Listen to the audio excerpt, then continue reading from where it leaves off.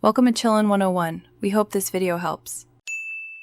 In this video, I will show you how to make pasta bow ties. To begin, combine 2 cups of all-purpose flour with 3 large eggs and a pinch of salt on a clean surface. Mix these ingredients until a shaggy dough forms, then knead it for 8 to 10 minutes. This develops the gluten, making your pasta smooth and elastic. Finally, cover the dough and let it rest for 30 minutes at room temperature.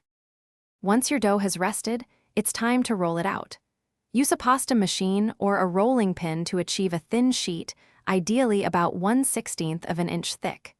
Next, cut the sheet into small rectangles, roughly 1.5 inches by 2 inches.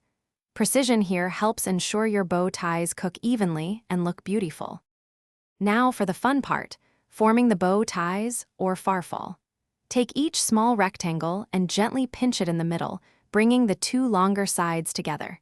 You can use a fluted pastry wheel to create those classic wavy edges before pinching. Make sure to press firmly in the center to secure the shape. Your homemade bow ties are ready to cook.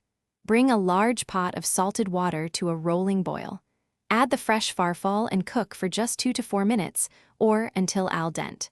Drain them quickly and toss with your preferred sauce. Serve immediately to enjoy the wonderful texture and fresh flavor of your handmade pasta. Thanks for watching. Consider subscribing if we helped you.